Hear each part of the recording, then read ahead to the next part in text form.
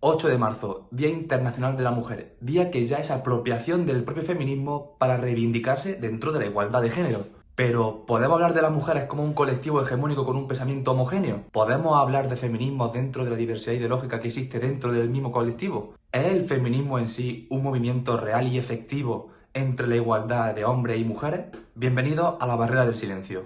Para hablar de feminismo, primero tenemos que decir que este se divide en diferentes etapas históricas. De hecho, cada etapa histórica va a marcar la ideología y el rumbo político y social que el feminismo va a seguir a lo largo de su historia. Así, la primera idea de reivindicación feminista o reivindicación por la igualdad entre hombres y mujeres dentro de ese pensamiento liberal que involucraba a la propia Ilustración, principalmente por la lucha contra el antiguo régimen y posteriormente por esa idea y reivindicación de igualdad ante la ley. Pero para hablar verdaderamente de feminismo, tenemos que hablar del feminismo de la primera ola, un feminismo que surgió entre los siglos XIX y principios del XX, y que fue un feminismo que lo que realmente reivindicó era esa igualdad real ante la ley, y donde se podía ver mejor ese caso que dentro de los derechos que son políticos. De hecho, el feminismo de primera ola reivindicaba el sufragio para que las mujeres pudiesen votar y participar, de hecho, activamente en esos valores de democracia y por lo tanto en política, y consiguiendo que no hubiese ningún tipo de discriminación que ocasionase unos privilegios en función, en este caso, de tu sexo, como ya sucedía anteriormente por sangre dentro del antiguo régimen. Pero esta lucha feminista no quedaría solamente en los derechos de carácter político, sino que tendría que reivindicarse también de carácter social. De hecho, aquí encontramos cómo en la segunda mitad del siglo XX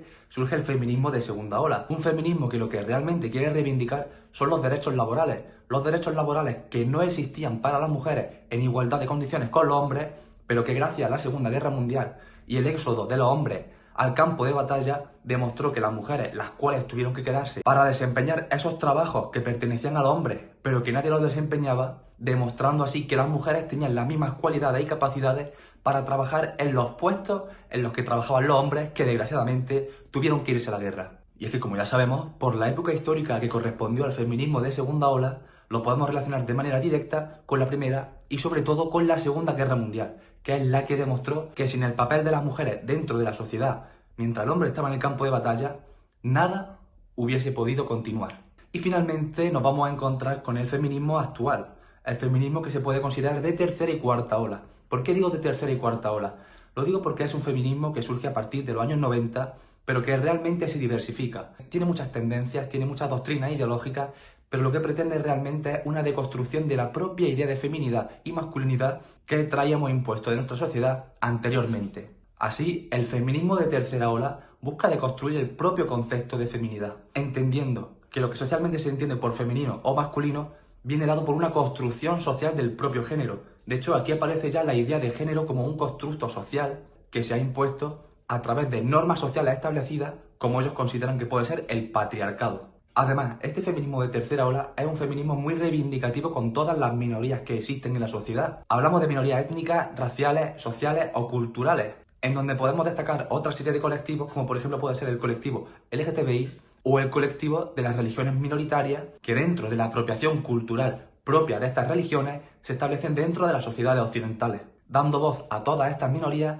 para que se reivindiquen dentro de esa sucesión de personas no privilegiadas que luchan contra el privilegio que tiene como tal el patriarcado, que se ve dentro de aquellos que pueden ser, por ejemplo, hombres de una etnia blanca y heterosexuales. Y la cuarta ola, que es la lucha directa contra la violencia a la mujer por el hecho de ser mujer. De hecho, dentro de la cuarta ola podemos destacar movimientos tan destacados como el movimiento No es No o el movimiento Me Too, que muchas actrices dentro de Hollywood ya han implantado para denunciar colectivamente todos esos casos de acoso y violaciones que han sufrido las mujeres en estos últimos años. Pero claro, yo aquí quiero hacer una diferencia. Y es decir, ¿cuál es la diferencia entre los movimientos de primera y segunda ola y los movimientos de tercera y cuarta ola? Lo primero es la ideología que marca estos movimientos.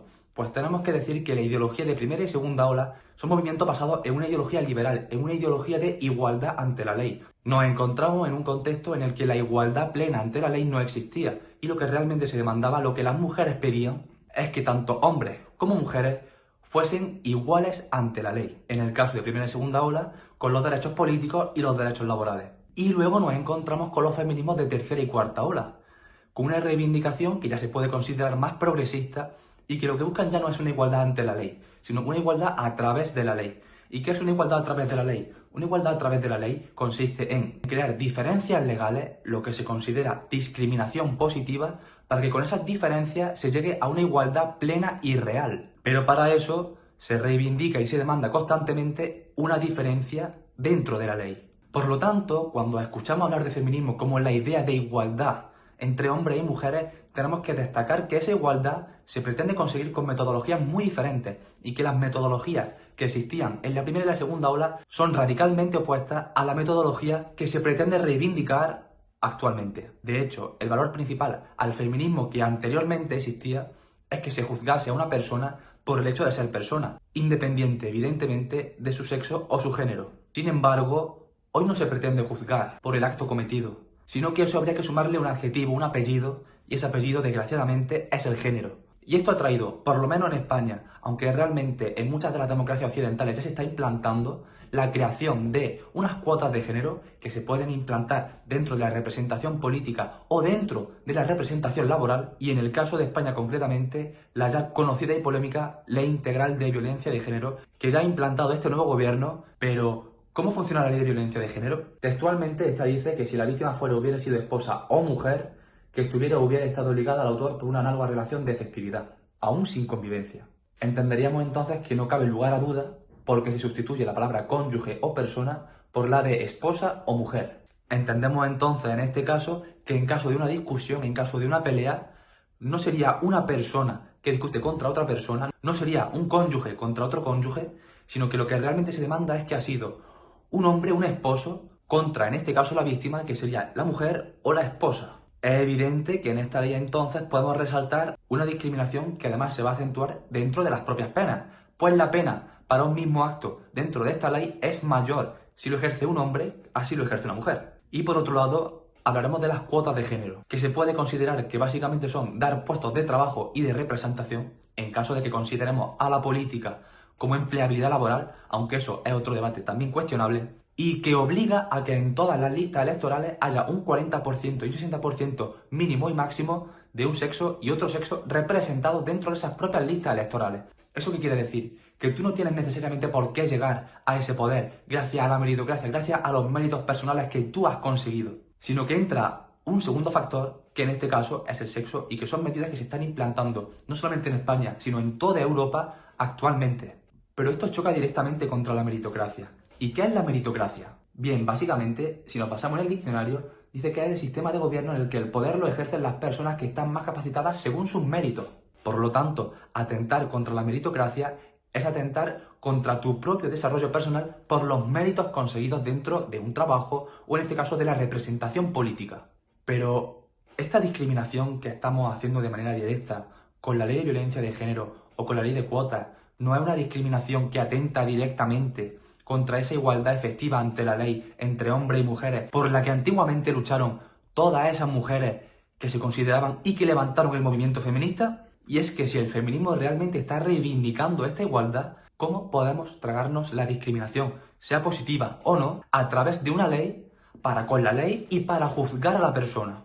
Al final parece que se le ha dado la vuelta a la tortilla. Parece que esas leyes discriminatorias que existían anteriormente, que formaron lo que supuestamente es el patriarcado, ahora cambian radicalmente para favorecer a la mujer. ¿Podemos hablar entonces de una verdadera y real igualdad? Evidentemente, ni siquiera con la representación política quiero decir que los partidos políticos lleguen ahí por los méritos. Pues todos sabemos cómo funciona ya un partido político y creo que sería motivo de debate examinar eso.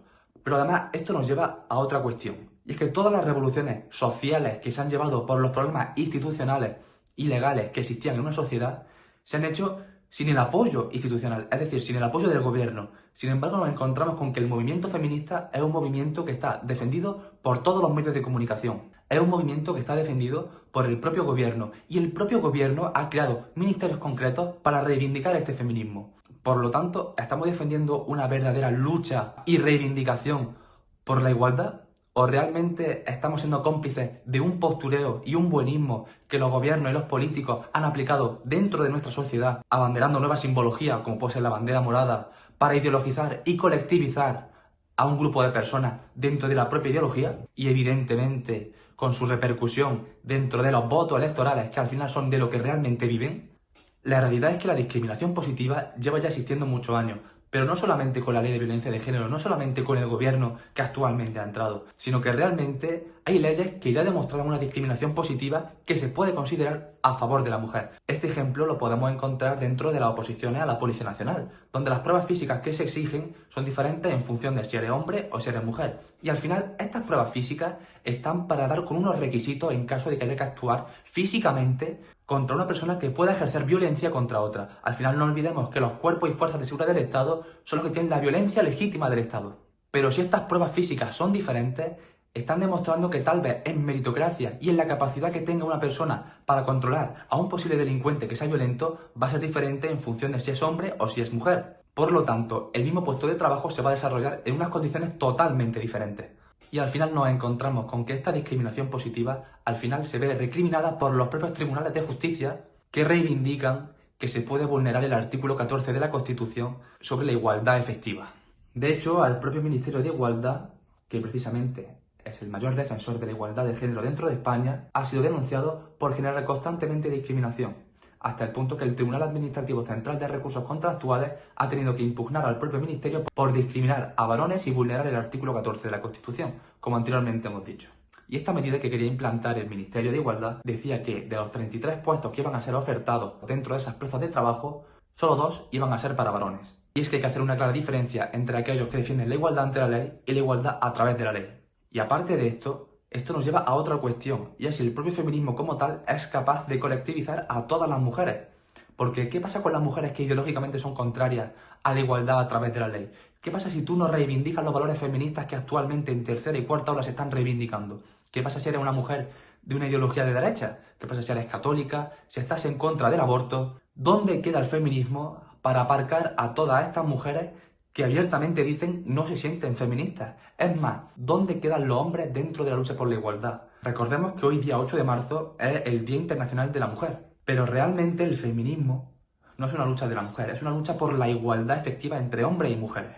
Por lo que si en las manifestaciones feministas, si en la lucha feminista dejamos al hombre apartado, pasamos al hombre a un segundo plano, no podemos reivindicar directamente esa colectivización de la igualdad, y mucho menos podemos colectivizar a la mujer dentro de un grupo homogéneo que piense con un pensamiento hegemónico. ¿Por qué? Porque las mujeres no son un colectivo, al igual que los hombres no somos un colectivo. Nadie es un colectivo. La sociedad está formada por individuos y cada individuo se desarrolla libremente dentro de su propio pensamiento, su propia ideología y su propia capacidad de ver el mundo de una manera determinada. Es por esto que digo abiertamente que el feminismo no es capaz de colectivizar a todas las mujeres, porque desgraciadamente el morado ya es una bandera ideologizada, una bandera que tiene unos cánones establecidos y que dentro de esos feminismos se reivindica como una pluralidad y un colectivo hegemónico. Y mientras no entendamos que no hay un colectivo que sea capaz de hablar en nombre de nadie, porque al final todos tenemos nuestra propia opinión sobre lo que sucede en la sociedad, y no entendamos que esa discriminación positiva en los tiempos que corren